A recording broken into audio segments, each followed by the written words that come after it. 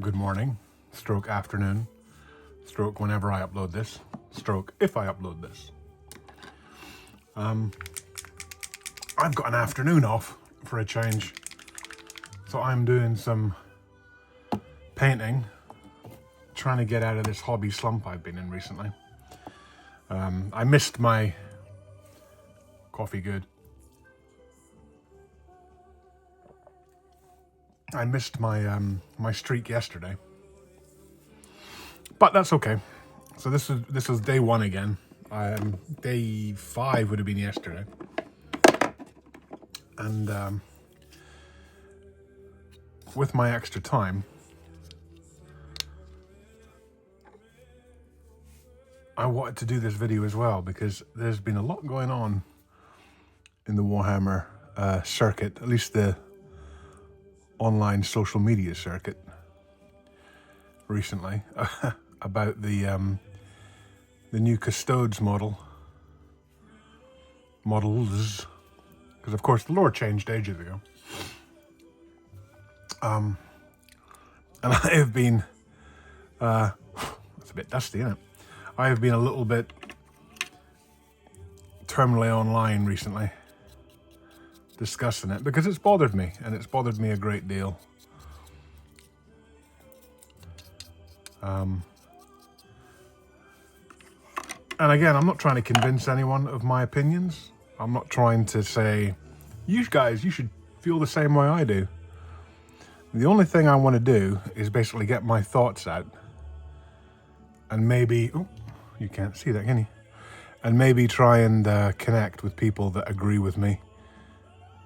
You know, I'm not going to be convinced otherwise, because I've given it a lot of thought. I've had over a year. The 10th edition codex for the Custodes came out, I think it was May 2024.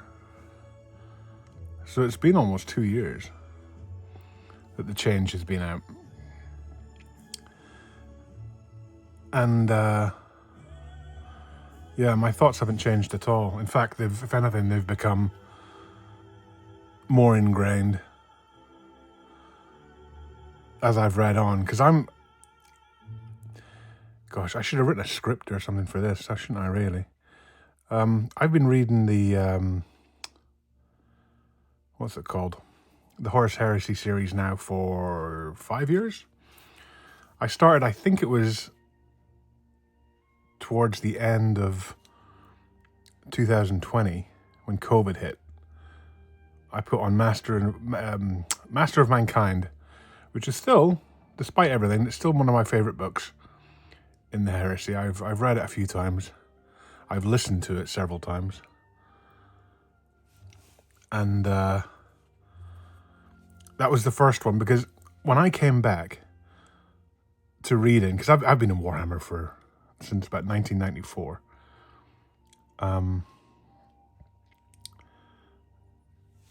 I hadn't really seen anything about the Primarchs. I was around for Gathering Storm when Guilliman came back, but when I read that part, I hadn't read any of the Heresy books. So, like, I've been reading it for a while, and that book meant a lot to me, because it was like, wow, there's the Emperor, and there's Custodes, and all the rest of it. And then, as over the last 5 years, I've been reading the Heresy. It's really kind of sorry, I'm distracted by my painting and my music, I guess, which I forgot was even on. Hang on a second. Hey Siri, pause.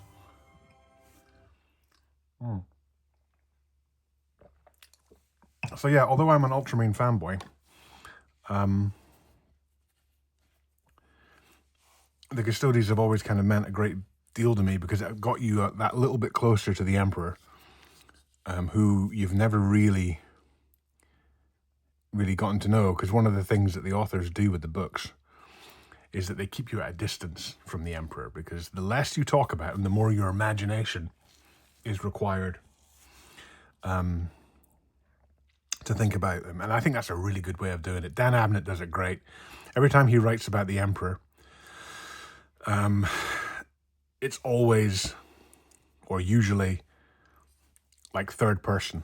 So it'll be one of the Custodes that is talking about the Emperor or showing you the Emperor through them. And I think it's a great way of doing it, because I'm very much of the belief that when you're trying to write a being that's effectively God, or a god, or like a god, I know that's controversial,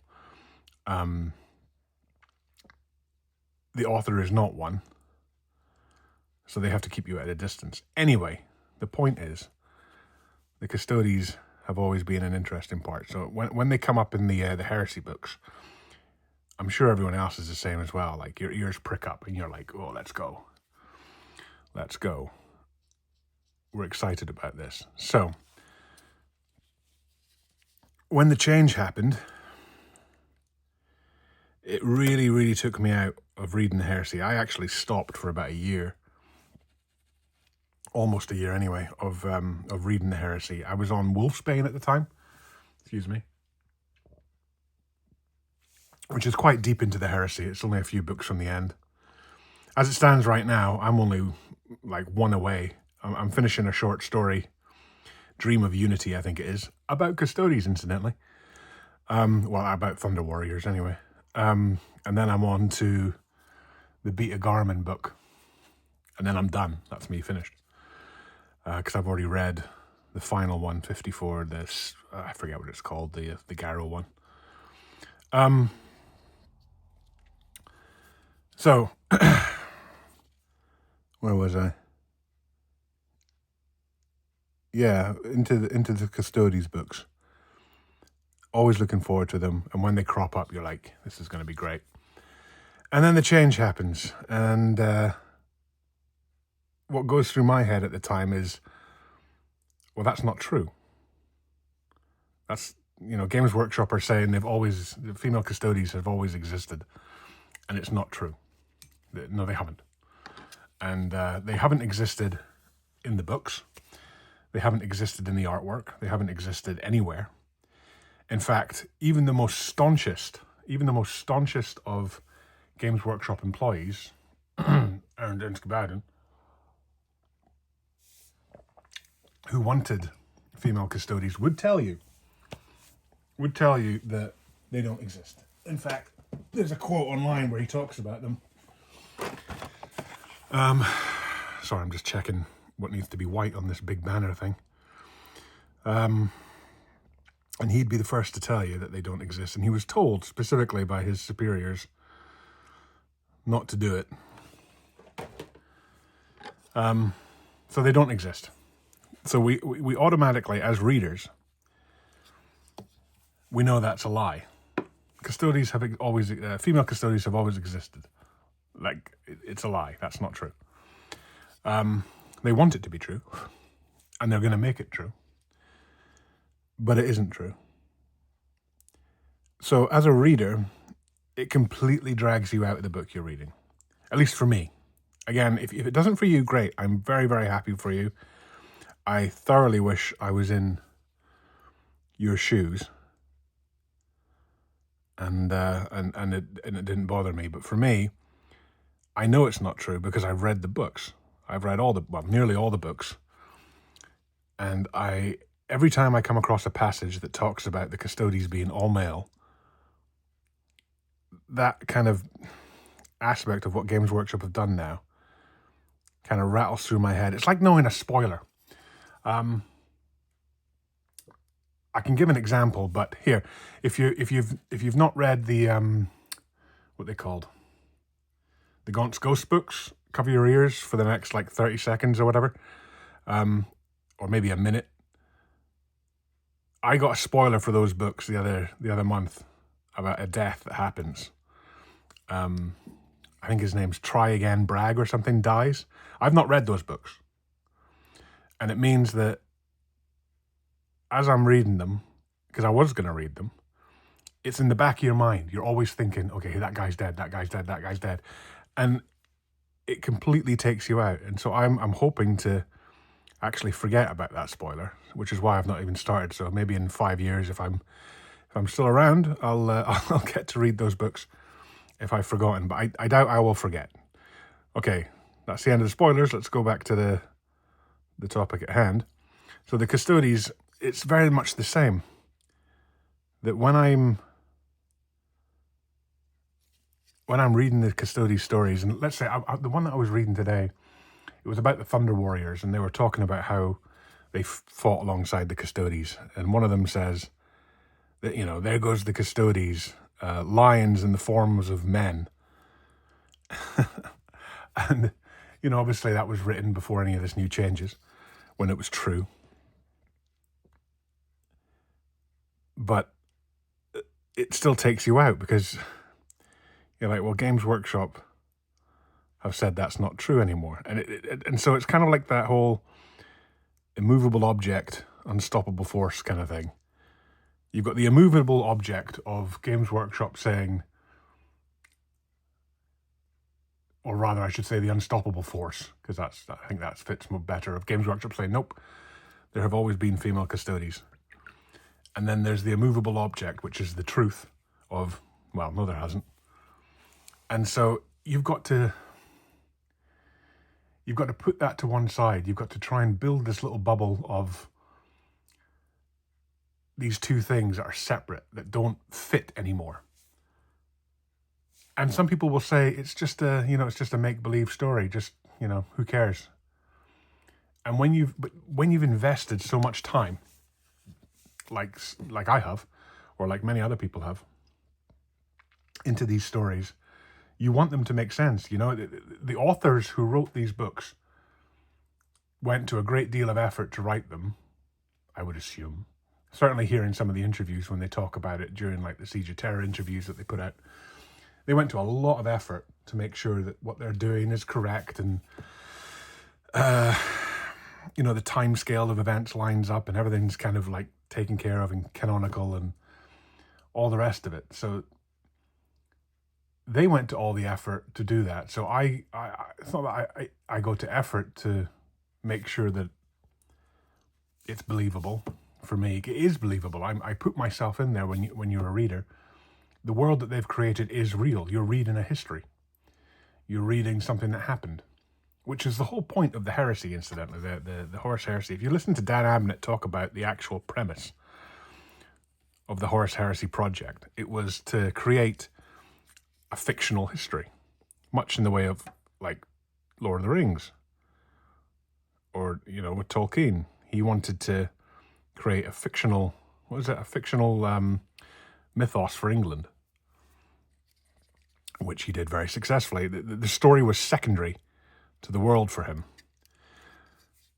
And much the same as that, then you've got these books that when you read them, they're believable.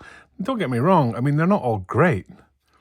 In fact, I could rattle through half a dozen, if not more, books that I did not enjoy, and why I didn't enjoy them. And a lot of them are because it didn't make sense. But they're always like things that you can kind of ignore in the context of that particular book. You can read one bad book and go, that was a bad book, we'll put it aside. This new change, impacts an entire faction, and it impacts a faction that goes back to like 1988 or whenever Rogue Trader came out. You know, that's how long this goes back, and it completely alters it all. And some people would then point to things like, you know, were you not upset about the changes of the Rogel Dorn tank coming in, for example? And I would go one further. I would say, I remember I was around in the hobby when the Demolisher tank came out. When it was just before that, it was a Lehman Russ. And the answer to that is that vehicles are not people. Vehicles and equipment in a universe where it's already been established that there's different patterns of SDCs. There's different, Forge Worlds building different equipment. It's totally within the realm of the story and the world that has been created that different weapons exist. Like, again, look at the Warlord Titan.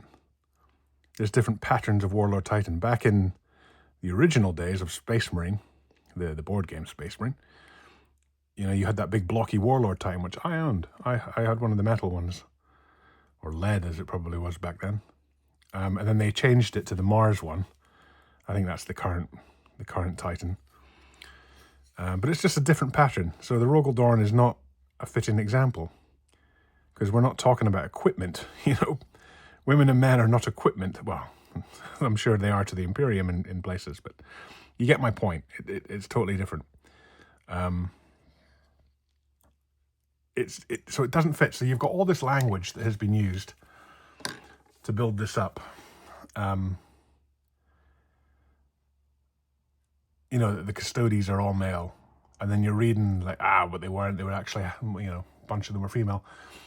That in itself is enough to be jarring and annoying when you're reading, and bring you out of the world, bring you back into, you know, reality, which is what we're all trying to bloody escape from. When we read these things. Excuse me, delicious coffee. That would be bad enough.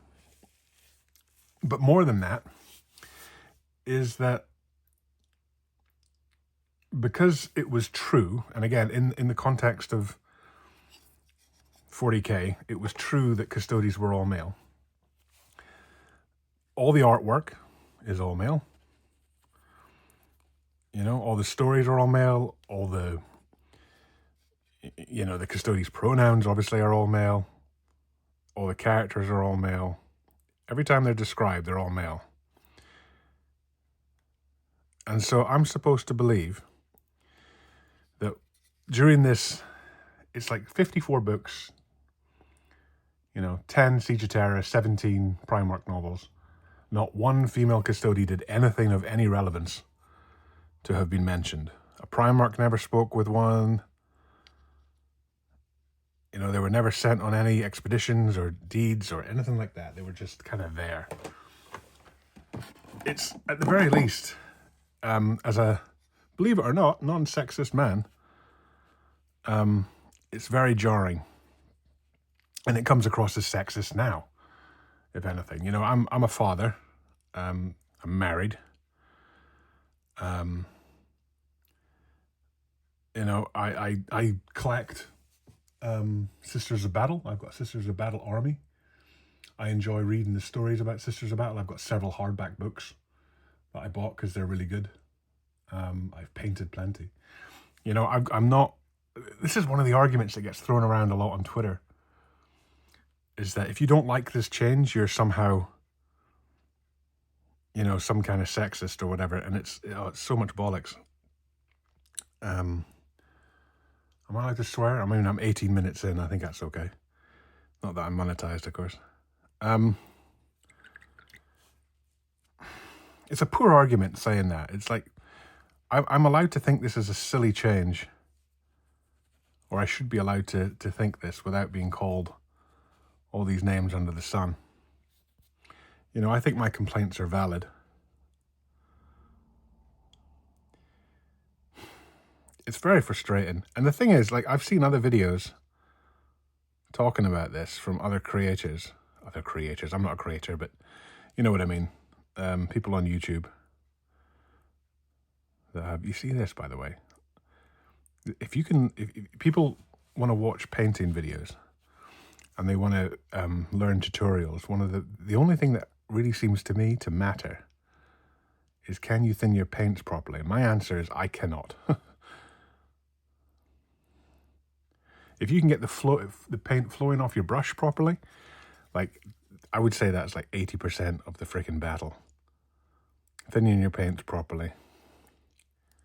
You see people painting and when they're doing a color or whatever and it just flows into the thing, you're like, you son of a gun. You know, teach me that skill. And I guess that's something that really can't be taught in a YouTube video. Not properly anyway. What was I saying? Yeah, so I'm allowed to have these thoughts and I'm allowed to have these criticisms without being thought of as a terrible person. Because I've been called some horrible things over the past few days by people, just because I voice my opinion. I mean, I know I'm on Twitter a lot, I don't think I've talked about why I'm always on Twitter on this thing, but I have my reasons. And just because I'm open and talking, it does mean I get a bit of traction, I suppose. But it's only because I care. Like, the last franchise that I gave a shit about before 40k, or at least onto this level, was actually Star Wars. And to be honest, I didn't care about it, Star Wars this much, but I certainly gave a monkeys. And I don't care about Star Wars anymore. I think, I stopped caring with the prequels. Yeah, not a fan of the prequels, sorry. But the point is, while people are angry about this change, it's only because we're passionate and we love the IP. There'll come a day, because nothing lasts forever. There will come a day when people will stop caring. It will happen. No company lasts forever. No IP lasts forever. No matter how big you think it is. Look at, like, Marvel. It's not exactly doing brilliant right now. Look at Star Wars. It's not doing brilliant. Doctor Who. Star Trek. All these big IPs. I'm making a proper pig's breakfast of these. Can you see? Have I got that there? There we go.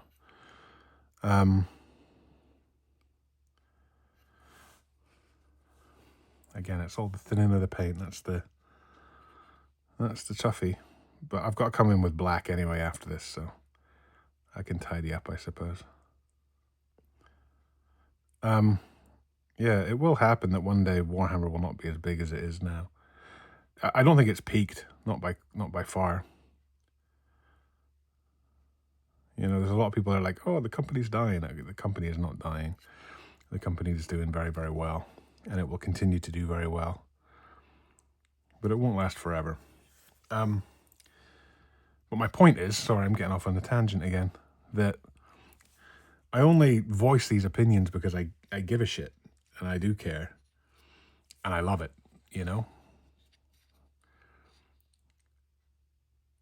And I think most companies would really like an audience that gives a monkeys about it.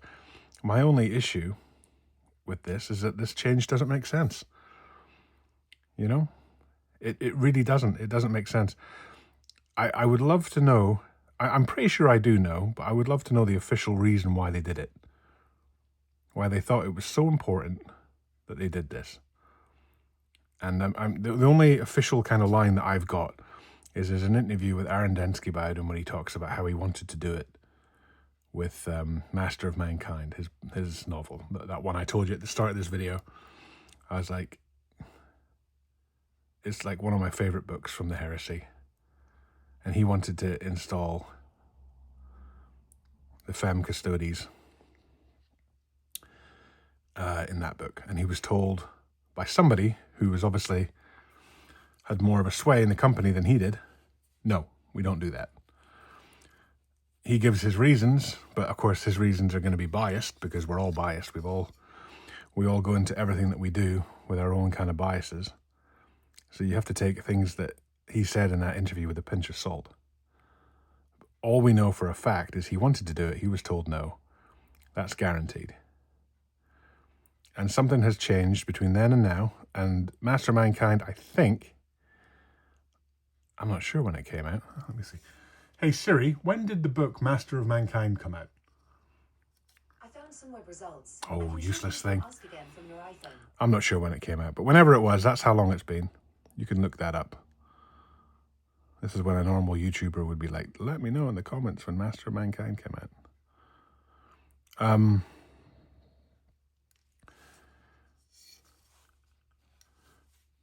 And so he's now in the position, I believe, he's like lead narrative designer or something like that, where he's clearly got more control. So I would, if I was a betting man, which I'm not, I would probably say that this was his baby. He led the charge. He says, we're going to do this. nobody else in the studio pushed back hard enough to make it stop, and whoever was in that position before that did tell him no has obviously left.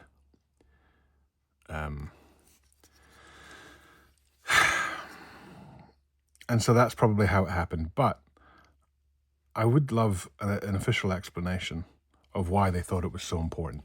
Like, they put out the Q&A a little while ago, a few days ago, about your questions and answers, answered or whatever. And it was all lowball questions. Like, aren't they all male? And they're like, yes and no. Is this a new change? Yes and no. Well, the answer is just, yes, this is a new change. There is no yes and no. And like I said, the reason why I would like to know is just because to confirm my own biases, I suppose. Like, I'm pretty sure that this was not done for a narrative reason. There's no way. I should probably paint these black first, the little squares. Can you see that?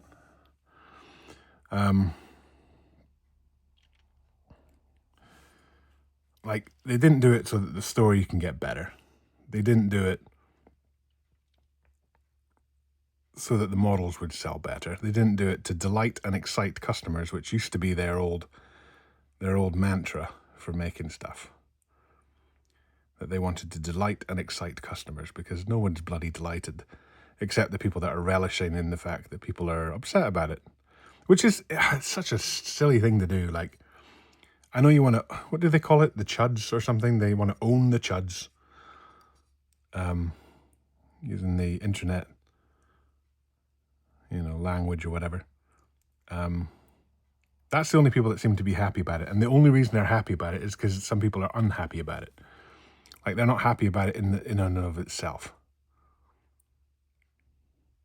And the original people that wanted, like, the people that are, like, happy about this change, they've never talked about female Custodes. It's always been female Space Marines. That's what they wanted.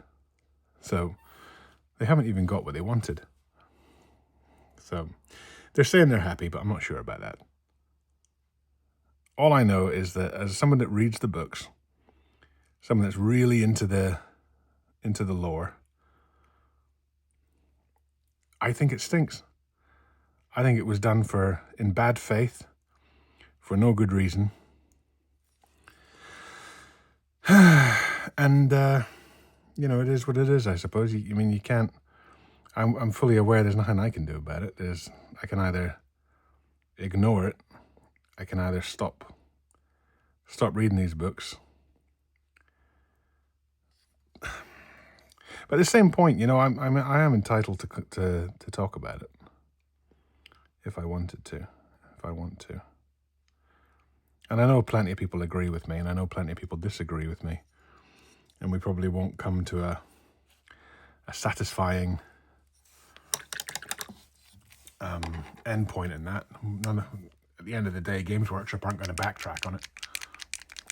Once it's done, it's done. It's like legalizing something or what. It's a lot easier to make something legal than it is to make something illegal. You can retcon something, but you can't really undo a retcon. I don't think there's any examples where that's happened. I know some people thought, I've seen on Twitter anyway, people were like, oh no, this isn't the case. They've not released any models, or they've not talked about it, blah, blah, blah, blah. I was never in the camp that agreed with that. It obviously wasn't true. It was just wishful thinking, I suppose, on the parts or whatever. All I know is it's so dumb. It's so bad. And it's a detriment. It's a detriment. Like, I had a bunch of these quotes. Again, if you follow me on Twitter, I've been talking about some of the quotes that I've come across. And there was a passage I saw that was shared around that I reshared myself. It was such a good one. It was from the perspective of a Sister of Silence. And I think it may have been in the the Terra books, what's it called again? Watchers of the Throne or something like that. I think that's where it's from, with Aaliyah, the Sister of Silence, the Anathema Psychana, as she would prefer to be called. And she's talking about fighting alongside one of the Custodes. Oh, that's going to need cleaning up. And the way the author wrote it, it was so good. It's like talking about their different fighting styles, and not just their different fighting styles, but the fact that, you know, she was small, he was tall, he was male, she was female. It was great. And they've thrown that dynamic away. Utterly thrown it away. And for why? That's the question. Why? Is it... Did they just not want...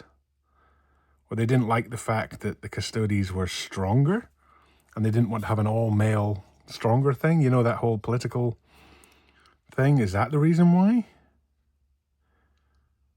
Is it because... I mean, I can't think of any reasons. That's kind of why I'm frustrated. Like, I literally can't think of why they would do this. It makes absolutely no sense. And then to do it retroactively, you know, to say it's always been this way. Why? Why would you say that? It's not true.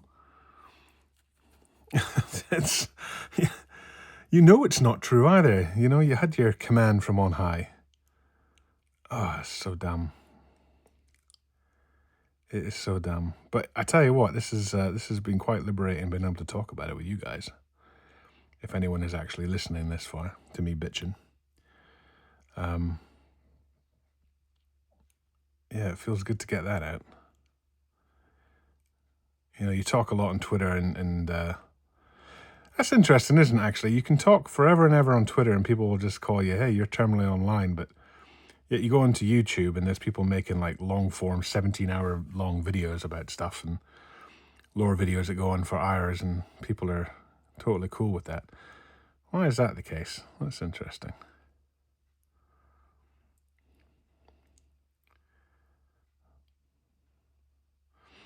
So, I guess, have I come to any other conclusions? Not really.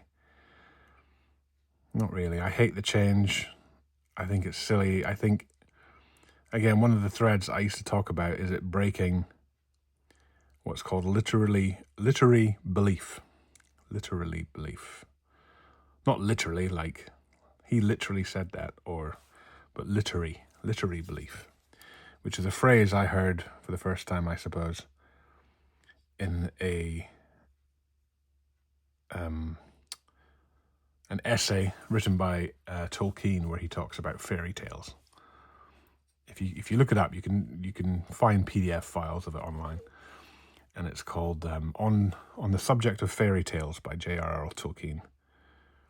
And he talks about halfway through, he talks about how a well-written story doesn't break literary belief. And, you know, even kids' fairy tales are generally written well so that they're believable, and how the author becomes a creator. And of course, that's in his day and age, that would have been, he's talking about a god, the creator. And so an author becomes a sub-creator, a creator of a world, and inside the world, certain things are true. You know, they have their truths that are real, and their rules that govern the world.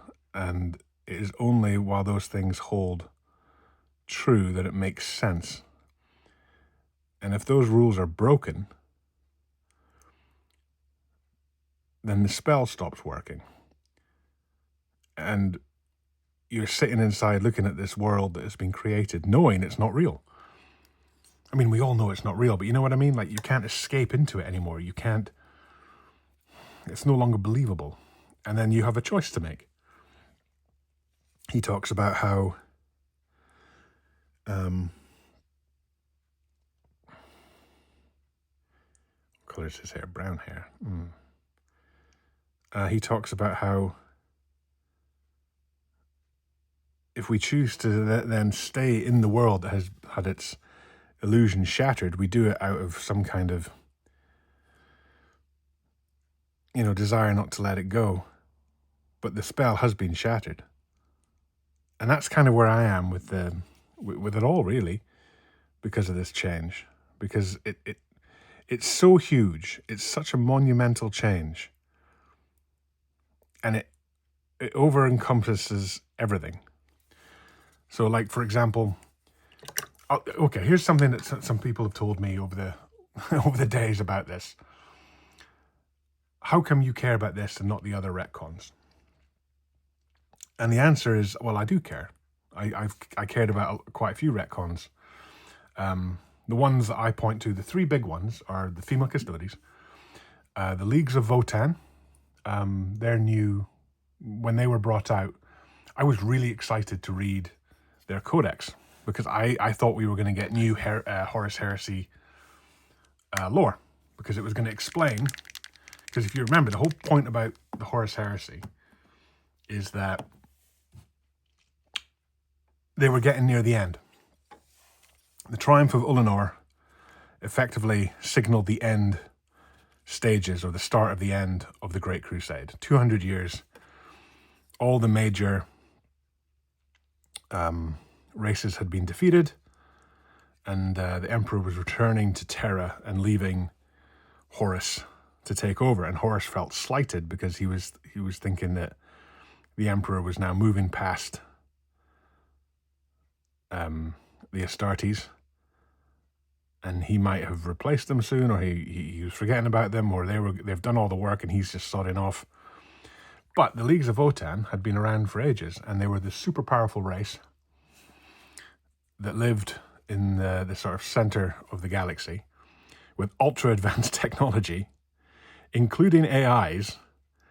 And I was like waiting to hear some kind of explanation, which, I mean, it wouldn't have taken much effort to even come up with that. Like, I don't know, pick a legion, or maybe that's where one of the missing legions went. There was a brother that went off and he never returned. Who knows? That's just me spitballing. Come up with something. In fact, I believe that the Iron Warriors, I think it was, specialized in going to near the center of the galaxy. Great. Put something in the codex about how the Iron Warriors came up against them, and that's where they were focused. That would work. As far as I'm aware, I don't really remember what the Iron Warriors were doing before Ullanor. Off the top of my head, I can't quite remember. But you could have something that they were going in there and they were beating up this race, or they were doing something. But nothing. They didn't say a goddamn thing. It bothers me. That's a big retcon that I didn't like. I don't like. It's almost like Necromunda. It kind of becomes its own thing. Necromunda's, it's got its own rules, and it doesn't really bother with 40k too much. And it's like the Leagues of Votan are this like side case that don't actually really belong in 40k. And if you think about it for too long, it kind of starts hurting your head. My point is that that's a retcon I care about. And then finally, the other retcon I really care about is the Dark Imperium time change. Oh, you can't see that, can you? The Dark Imperium time change. The 3 novels that came out, good novels, they're good books, about the Plague Wars in Ultramar. Guilliman at the end, 100 years after his rebirth, has been fighting in the Indomitus Crusade all that time. And now he's going back to Ultramar to fight there. And the reason why it's important is that book, when it was originally written, was written from the perspective that Guilliman had been on his own, holding the Imperium together, expanding the Imperium, doing all his things for 100 years, a century. And that's why he was exhausted. And that's why, although I wouldn't say he was depressed, I don't think Primarchs can get depressed. That's why he was maybe lonely. And that's why he was exhausted. Because he'd been on his own doing it for 100 years. 113 years or 12 years or whatever it was, I believe. And it just made perfect sense. And that is how Guy Haley wrote the book. From that perspective. And then Guy Haley himself decided to change it so that it was from the perspective of 12 years. And that doesn't make sense to me. Like 12 years for a Primarch is nothing. Absolutely nothing. You know, they'll have campaigns during the Great Crusade that when they were on their own for longer than that. In fact, it probably would have taken about, years for him to get the Indomitus Crusade started. But he must have done it in months, I suppose. Who knows? Anyway, the point is that it messed with everything. It changed the timeline. So, like, you had the devastation of Baal was all messed with. And I don't like it. I don't like the change. I don't like the fact that it changes the character's personality. So I do care about some. I mean, I've heard about other retcons, like the Necrons. That doesn't bother me. You can wave your hand at that and just say, okay, well, one of the dynasties, the original kind of dynasty was all, I believe they're all like that anyway. They're all nutcases, like these Terminator-style zombies. That can still be true. It's just there's other Necrons there now too. So again, that doesn't bother me. And also, I don't care about Necrons. I'm sorry. It's not really something I give a monkeys about. And that's okay. I'm allowed to not care about every single aspect of 40k to the same level that I care about the Imperium, and particularly Marines, Custodes, and the Emperor, and all the rest of it. Like, fight your own battles. I'm fighting mine. I've got my own things that I give a shit about. I don't read. I've never read an orc book in my life. I believe there was one short story about orcs that I read. Maybe I've read a couple. I mean, hey, for the record, I like orcs fine. I just, when it comes to like orc lore and stuff, it's not really a high list of my priorities. And that's the same with pretty much all the Xenos races. They're the bad guys. They're the opponents. As Valrak says, they are there to entertain me and be the guys that my dudes need to shoot. It doesn't mean I don't like them. It just means that whatever. If you care about Necrons, I will support you saying that the retcon was dumb. Of course. Good for you. You're allowed to have that opinion. I personally, I don't give a monkeys. And if you say that, hey, here's the other thing. Like, if you say that change shouldn't have happened, fine, great. That change shouldn't have happened. It wouldn't have affected me either way if it did. I don't believe. But maybe it made them more interesting for collectors. I don't know. Do the female Custodes make it more interesting for collectors? The answer to that is no. And there's a reason why it's no. And it's because it damages the already existing lore. Like, when did the Necron change happen? I think it was, someone told me it was like 4th edition? 5th, maybe? That's like 15 years ago. I don't know how many Necron books had been written at that point. I guarantee it wasn't many. The only book that I ever hear people talking about is The Infinite and the Divine, and that came out, believe it or not, like not that long ago, a couple of years ago.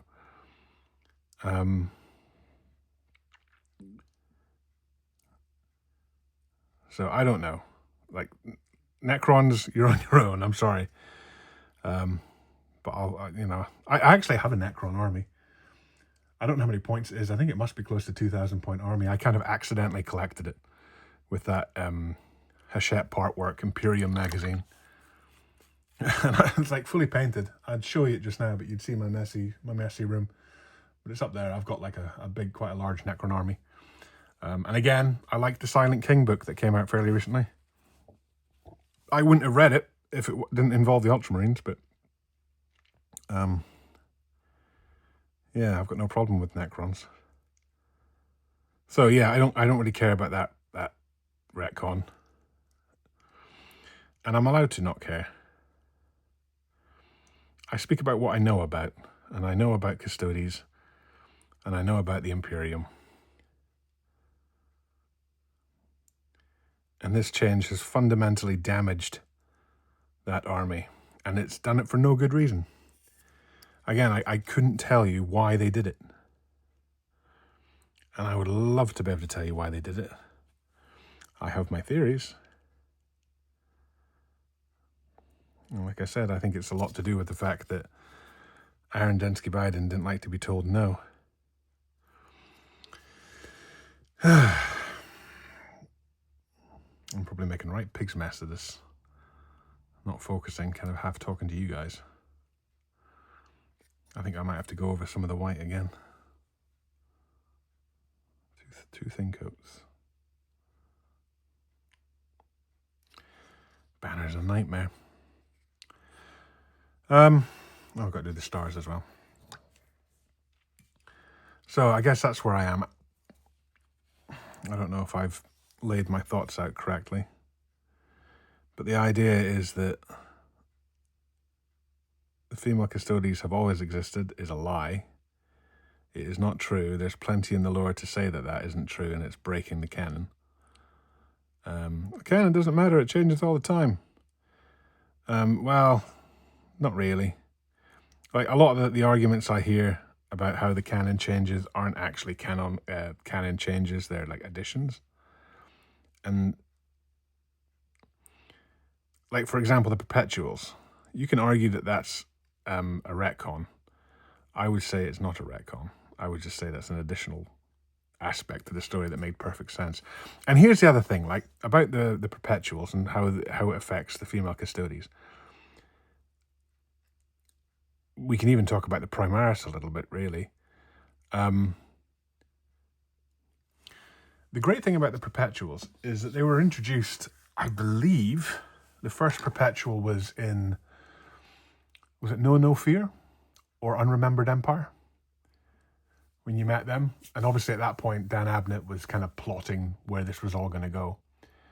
And so he had the whole Heresy series, the Siege of Terra. I don't know if they're in the Primarch books. I can't remember. It's certainly not the ones that I've read. He had all that stuff to do the background. If GW wanted to do this, if they wanted to do the female Custodes, they should have made their mind up way back with like First Heretic. That 5-man group of Custodes that are kind of assigned to Lorgar. Have like 3 of them or 2 of them or whatever be women. And that's when it should have been done. But it wasn't done. That's the point. And then when they got to Master of Mankind, Aaron Densky Bowden wanted to do it again, and he was told no. You could have even maybe gotten away with it then, even though Custodes had showed up in loads of other novels by that point. It was probably already too late, and it probably would have been a shitstorm. But you could have maybe done something by then, because then you would have had Master of Mankind, you would have had all the Dawn of Fire books, you could have put them in there. You would have the Siege of Terra books, you could have shoved a couple in there, and it could have started to make sense. You would have had that background established, where you could point and say, look, there they are. The point is that they waited until the Siege of Terra, the Primarch books, the entire Heresy run had finished, and then they changed it retroactively. So the only way to make it sense now, to make it make sense, would be to go back and reprint those novels and gender swap some of the characters or something, which is a nightmare, because again, now you're dealing with like the fact that people own these books, they've read them, the stories in their head, they've got them on their shelves, and they're out to date. It's, again, I haven't actually picked up the Dark Imperium books since they did that time change. I've got the collector's edition over there, and I keep meaning I'm going to read them, but I've not gotten around to it because it pisses me off so much. But you know, if they're gonna redo like ADB's book, the Echoes of Eternity, like people have the leather-bound collector's edition. You can't just go back and change these things. And that's the point. It's too late. It was too late, and he did it anyway, or whoever did this did it anyway. And so, You can't say that they've always been there when they haven't. How long have I been rambling? I've been rambling about this for 50 minutes now. It's very cathartic. I think I said that already. Iced coffee now.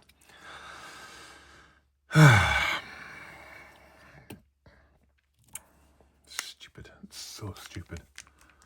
I forget where I was now. This is why I should do these things as a live chat and get somebody in to keep me on track about what the heck I was talking about. Here's the other thing. Like, there's plenty of YouTubers that I know don't like this change. And they can't talk about it because they get blacklisted by GW. There was the woman, what's her name? Naomi from Sword and Steel. She was actually sponsored by Games Workshop at one point. She got freebies sent to her, review copies. And she was a big, I believe, book reader. And she came out against them when the change happened with the Codex change. And they stopped sending her stuff. So they cut her off. So yeah, every YouTuber out there is incentivized not to talk about it. At all. The only ones who can talk about it are people that don't care about ever getting sponsored, who are never going to be sponsored, like me. Or some other people with some integrity, or people that are blacklisted already, like Valrak, who has mentioned it. He says he doesn't like it. He focuses on being a bit more positive, I suppose. I don't know how much. I think Valrak does read some novels and stuff. I don't know if he gets Cliff Notes or whatever they are, or he gets people to summarize his stuff. I've got no idea. I've heard him talking about audible books, so he definitely reads. I just don't know how much he gives the monkeys. But yeah, the point is that you won't get big names talking about this issue because they can't. Because this is their livelihood, I don't want to... Do I want to say any names? Why do I care? I'm a tiny little nobody. Take Winter's SEO, for example. He's highly sponsored by GW. He's not going to come out and say it's stupid. And I know he's a big fan of the books. He's literally read the whole Heresy series 3 times. And then once on Audible as well, or something I think he's doing at the moment. I know for a fact that he must hate this change as well. But he'll never talk about it because to do so runs the risk of his livelihood and having to go back and getting a proper job doing whatever he was doing. And just like all the other painters and stuff out there, it's probably very, very hard to be one of the lucky few that can have a career off of YouTube. You're not going to risk it by complaining about female Custodes.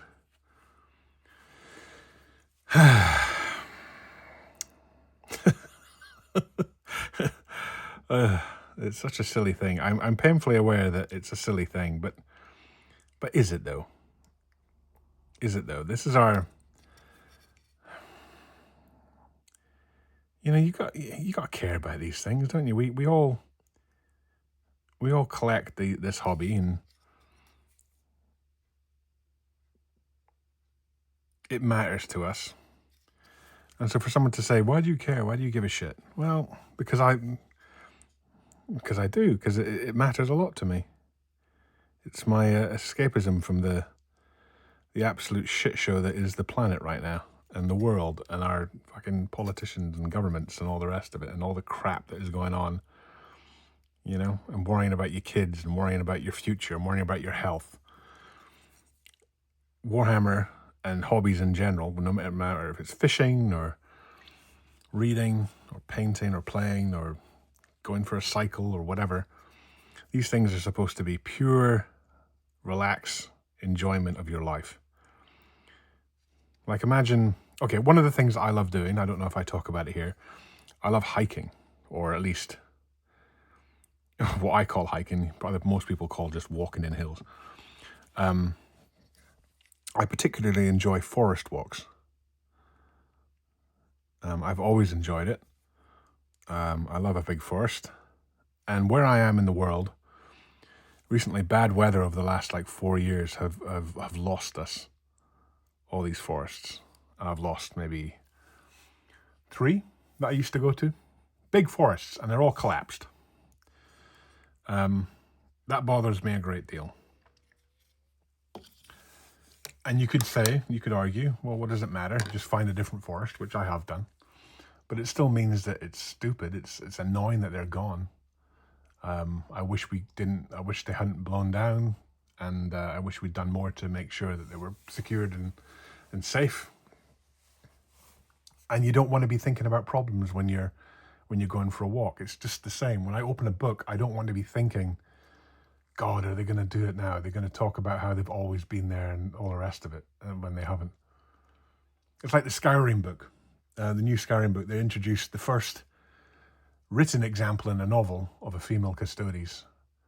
And she's just like standing guard at a door and crying about the Emperor,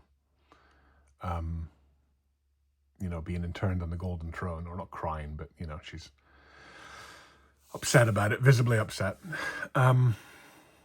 She's obviously going to be a big part of the Skyrim, I'm sure of it. It's so jarring. In fact, I think the author actually uses that word, jarring. It's like he knows. It's like, who's it wrote that one? Was it Chris Wright?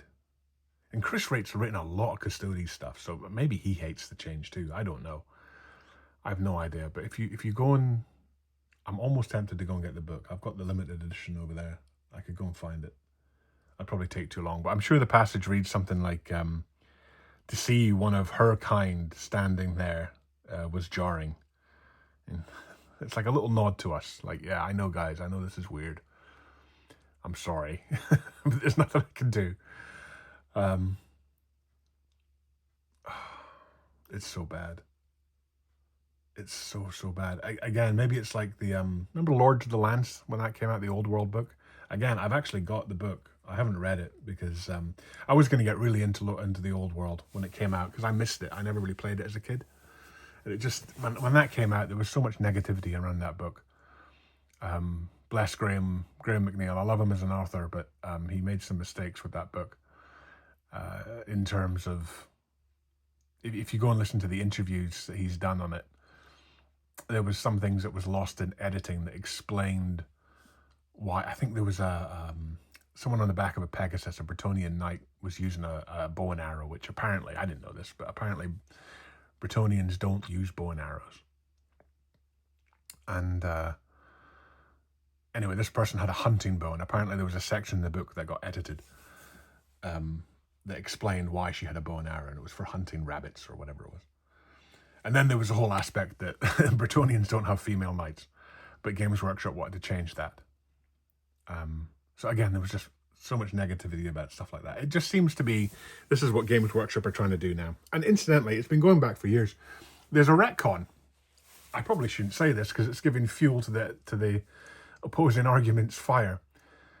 Because it's something that I've never seen anyone talk about, because most people don't give a shit to the level that I do about this stuff. The Voice-Destroying Firstborn. Okay? Voice-Destroying Firstborn. Do you know what they are? They're an Imperial Guard regiment. The ones that have those giant hats all winter. I guess they're meant to be Russians or something. And the reason why they were called the Voice-Destroying Firstborn is because they failed to side with the Emperor, I believe, during the heresy. And so as penance, the firstborn male of every household was donated to the tithe. And that's where the regiments came from. The regiment was actually created by Adam Troke, who is, you've probably seen him doing what's it called? The preview shows. Lovely guy, loves his Dark Angels. Boo. Maybe that's why the Dark Angels get so much stuff. Who knows? Anyway, he created the Voice-Destroying Firstborn. Cool regiment. They look awesome. They had some pretty cool rules back in the day. I was an Imperial Guard player back in the day. From 2nd edition and 5th and 6th. Maybe a bit of 7th. Although I never had Voice-Destroying Firstborn. Anyway, the point is, there was a short story that came out. And it introduced that the women were now part of the Firstborn. I have not read it. I can't remember, or I have read it, I've forgotten how it deals with it. I don't know if they've retroactively done it and said, oh, all, you know, there's always been firstborn women, children or whatever, that are part of the voice drawing firstborn. But regardless, now, if you go and look up the, what's it called? The Wikipedias and all the rest of it, the voice drawing firstborn are now mixed gender Imperial Guard regiment. So they've changed that, and no one gave a shit. No one gave a shit. And the reason, of course, no one gave a shit is because it's Imperial Guard, and it's like a niche part of the Imperial Guard that most people, one, they don't have models for them, and two, they weren't particularly popular as models. People liked them, but no one. It's a bit like the Cathay stuff when they came out. Like, everyone liked Cathay, but no one actually bought them. So yeah, this stuff does happen, and it's happening with a higher frequency. And like, if you look at their Games Workshop's like yearly report, you'll see it in the report that this is the plan. They want to diversify their range of models, and that's, you know, that's fine, that's cool. Do what you got to do, but you know, it'd be nice if it was a bit more not so obvious, I guess is the word I'm looking for. You know, every Imperial commander that comes out these days that isn't a Space Marine seems to be a badass, awesome woman. You know, everyone loves Latara Saren, but, you know, if you make every character Latara Saren, then it's going to lose its edge a little bit. I think. I don't know. Maybe I'm being a big chud right now. Who knows? My point is that these retcons have happened. And they will continue to happen, and there's really nothing we can do too much about it, I suppose. That's ultimately what I was going to say. And I've lost my train of thought. I'm sure I had a point there somewhere. I do that a lot.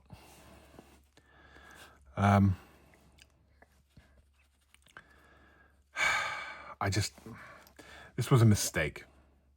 This was a big mistake. I don't think it's going to bite them in the ass in any way. I just think it's a detriment to the story. Like, okay, here's the thing. Like, in like 10 years' time, when new people come into the hobby, and they're all talking about reading the Heresy, and they go through, and you're going to have Custodes fans, they're going to wonder, where's all the women? Where are the women Custodes at, you know? And there's going to be, no doubt, Reddit posts about, how come there's no, you know, what's going on? Like, there's no female Custodes. And the answer is going to be, oh, well, they didn't exist back then, or Games Workshop were massive sexists and they didn't include them. It's so stupid. It's so stupid. I mean, I get that they wanted them. I understand they wanted them, but the time had passed. Their opportunity had passed. They could have done other things. They could have, like I said, had Imperial commanders if that's really what they wanted to do. Of course, the real reason why they don't exist in the first place isn't because, you know, Games Workshop's sexist. It's because it was created in the 1980s, where women weren't allowed to serve on the front lines in the army. And it's also created by a bunch of historical wargamers who are effectively doing like Roman Empire, Napoleonics in space. You know? And you know, women didn't serve in the historical war games. They of course they didn't. You know, there was no women Spartan soldiers. And so if you're doing a game based on that, you're not gonna have them. And it just made sense, I guess, during the time period. So this whole update, it just feels so forced. I don't know. I'm glad I got it out, though. I'm glad I made this video. This is important. I don't know if it'll see the light of day. Half the stuff I make either sits in my, you know, camera phone for like a year or months and never gets uploaded. I've actually got a video from about, I think it was from February last year, February 2025, repairing a Weta Workshop statue that I broke. I should just throw it online. I've been thinking a lot about doing more videos. Like, what I'd like to do is effectively my Twitter account, but on YouTube. You know, if I'm gonna pointlessly talk into the void, it would be nice to have something more tangible to show for it. I've been working on my hobby room, so I'm getting that kind of done, which is pretty cool. Maybe I'll be able to do like proper format videos. This banner probably should have been painted in Wraithbone, I think. Again, I'm not sure you can see all that. Yeah, you can. Yeah, if the banner was Wraithbone, I think it would have been better. And I could have come in with contrast paints. That's generally how I do banners. I did a bunch of Grey Knight stuff. And you paint it with contrast paints and then you cover it in Nuln Oil.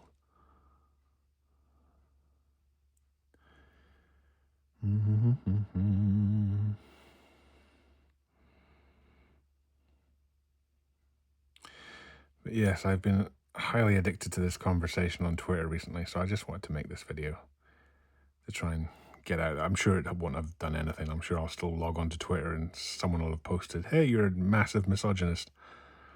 And I'll feel the need to write off again, or I'll be reading a book.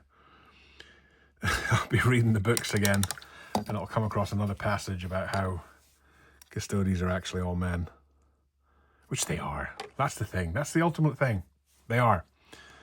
It reminds me of that Simpsons thing. Remember the simply, if you're old enough, the Poochie episode of The Simpsons, where they realize that Itchy and Scratchy aren't doing so well, or something like that, and so they introduce a new character called Poochie, who's totally lame, and he's got like sunglasses, and they've tried to make him awesome and badass, and it's just super lame, so they end up killing him off. And they try and pretend he's always been there and whatever. But that's how it kind of, that's kind of how this comes across, this Custodes change. If only they could undo it. They won't. Of course they can't. They have to double down now. They will have to double down. And we will be left with it.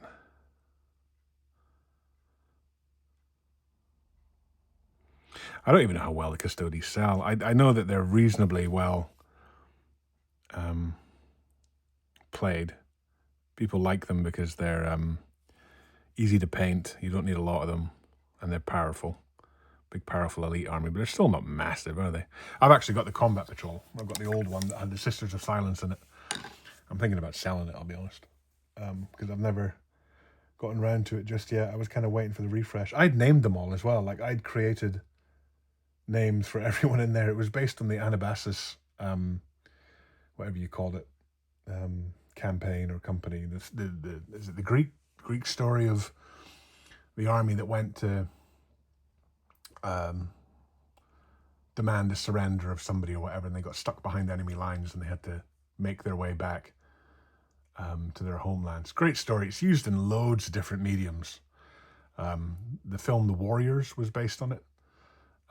Even the Siege of Terra itself, the assault on the Vengeful Spirit, was actually called the Anabasis, which was pretty cool. But I'd named all my Custodes after him. And I've made one Custodes. I made Colquan, who is the Tribune Colquan, hangs around with Gilliman. That's the only Custodes model I've actually painted. It's really nice. You want to see my Custodes model? Just to prove my point. You hear my knees cracking there. God, I'm getting unfit. I'm getting old. Yeah.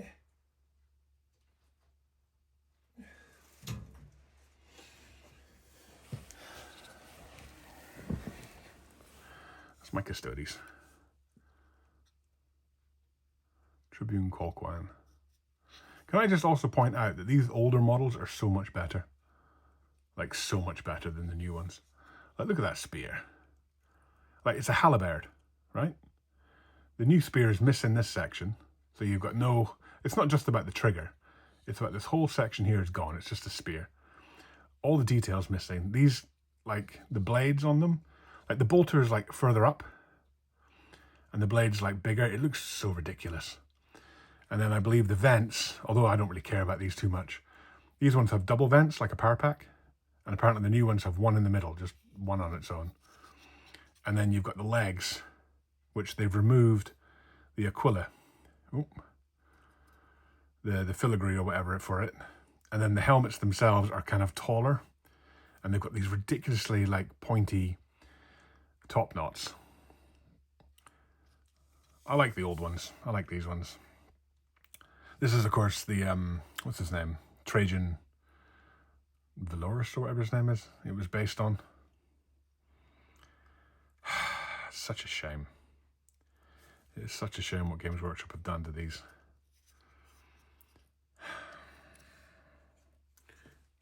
How big are they? Are they about the same size now as the Primaris back in the day? No, see, even that one was kind of, well, about the same size as the Primaris.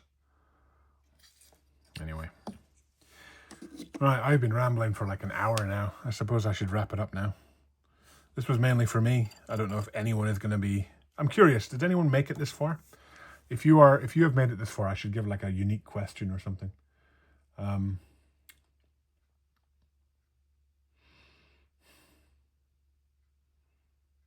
was going to say, like, what is your favorite Custodes story? Or who is your favorite Custodes?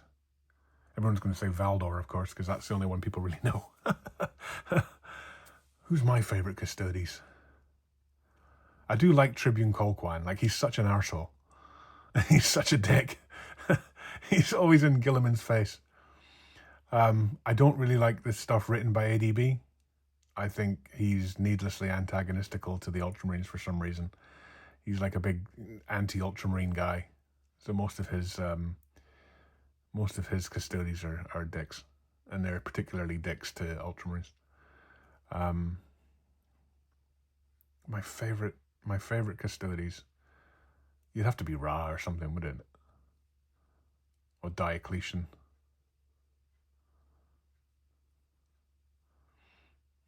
I think it's Tribune Colquhoun.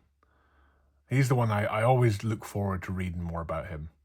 If you don't know who he is, like I said, he hangs around with Guilliman. He's part of the Era Indomitus. And he is constantly fretting about that Guilliman puts his life in... Guilliman's life, that is, not Colquhoun's. Guilliman keeps putting his own life in jeopardy. And he's like, you've got to stop doing that. Would you just let us deal with it all? You know, you be safe. We can't risk losing you. And there's a great line where he's like, I wish you'd never come back.